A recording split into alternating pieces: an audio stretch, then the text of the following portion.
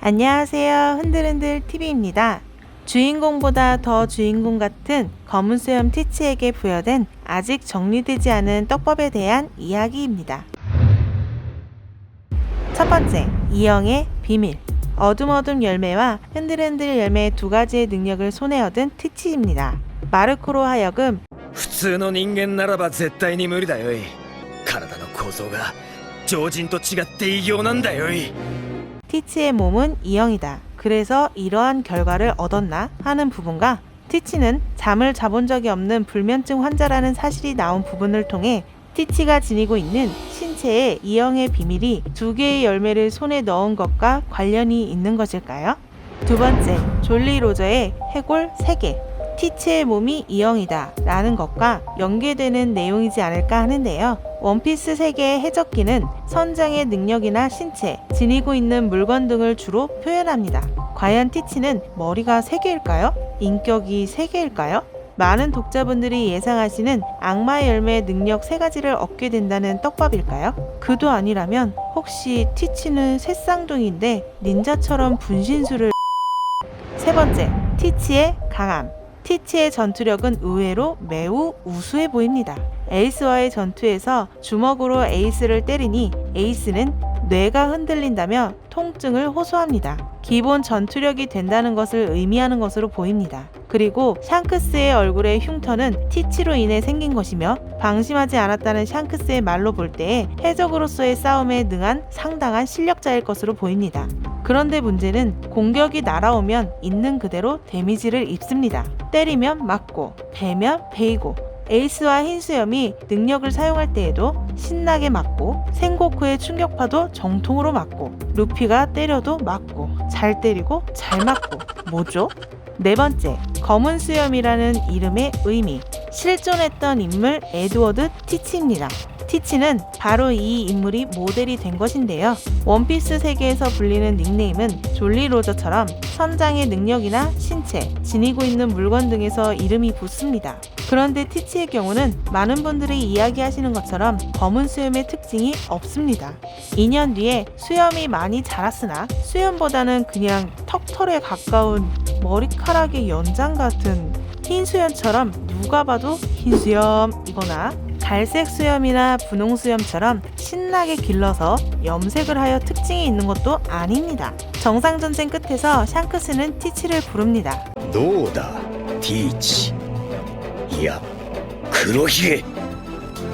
티치? 아니 검은 수염.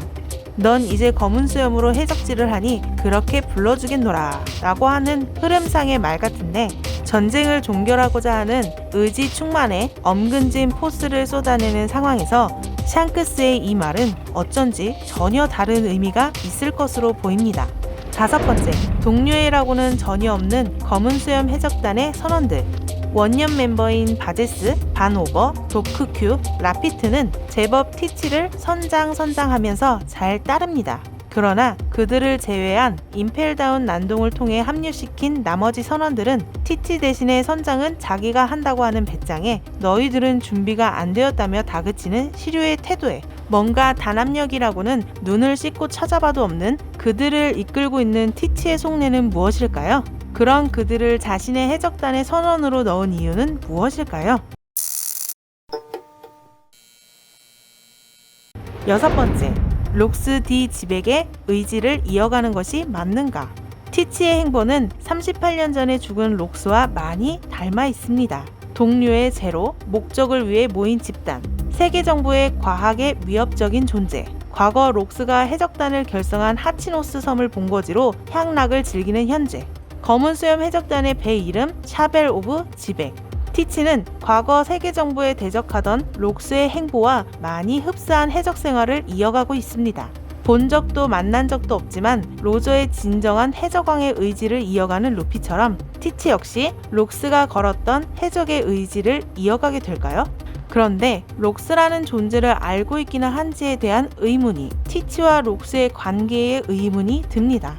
오랜 세월 흰수염과 함께했고 흰수염 잔당들을 이끌던 마르코 역시도 그저 아버지는 오래전부터 해적을 해왔다 정도만 알고 있으니 말입니다. 해서 티치는 록스의 존재를 모르지 않을까? 세계 정부가 과도하게 지은 록스의 존재를 듣기는 했을까? 하는 의문이 듭니다. 7번째, 흰수염 해적단이 된 어린 티치는 어둠어둠 열매를 위해 일부러 흰수염을 찾은 것인가? 일부러 어린 시절부터 치밀한 계획을 세운 것이기보다는 고아였기에 먹고 살고자 해적이 되었을 것이 제일 유력하다고 생각합니다. 어둠어둠 열매의 진위 여부와 열매를 손에 넣은 후에 자신의 행보는 흰수염의 아들로 살아가면서 생기지 않았을까 합니다. 고아로 떠돌며 세계에 대한 야심을 품은 것보다는 대해적인 흰수염의 아들로 해적 생활을 하며 악마의 열매 도감이라던가 자신의 계략이라던가를 세운 것이 훨씬 자연스럽지 않나 생각해봅니다. 8번째, 루피와 끝내는 적으로 끝날 것인가? 자야섬에서 티치는 루피에게 人の夢は終わらねえ! 사람의 꿈은 끝나지 않아를 외치며 하늘섬을 향하는 루피를 응원하였습니다.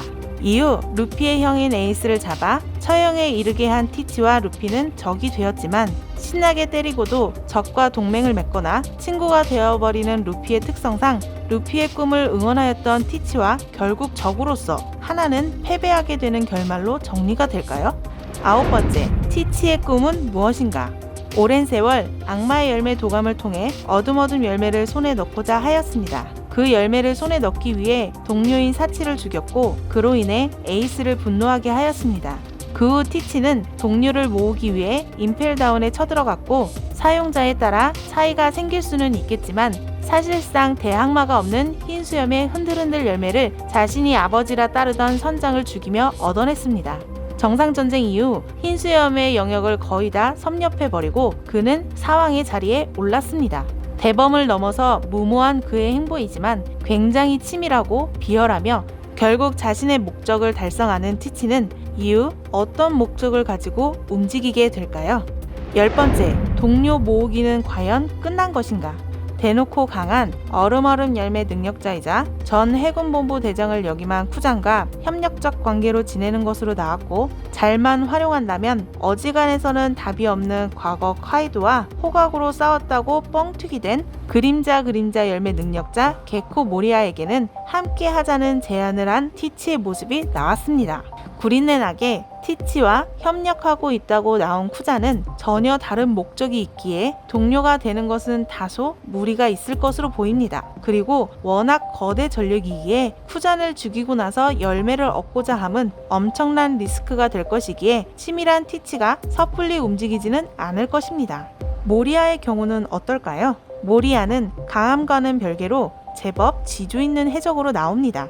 강한 상대라 한들 굽실대지 않고 자질만으로는 해적왕감이다 하는 여론이 있는 만큼 티치가 모리아의 능력을 필요로 한다면 죽이고 난 다음에 얻게 되지 않을까요?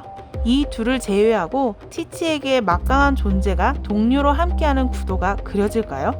11번째, 죽은 능력자에게서 열매를 손에 넣는 방법. 정상전쟁을 통해서 티치는 능력자가 죽으면 그 즉시 열매를 손에 넣는 방법을 알고 있습니다. 그리고 능력자 사냥꾼으로 불리며 악마의 열매를 손에 넣고 다니는 바제스 또한 이 방법을 알고 있습니다.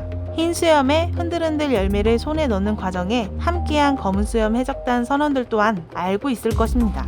이 사기적인 설정이 티치를 통해 밝혀지게 될까요? 원피스 세계에서 몇 안 되는 참 해적들 가운데 선봉에 선 마샬디 티치, 임플란트가 오늘의 티치 파먹기는 여기까지입니다. 무심하게 흔들흔들 TV를 찾아주시는 모든 시청자분들 모두가 건강하시기를 바랍니다. 감사합니다.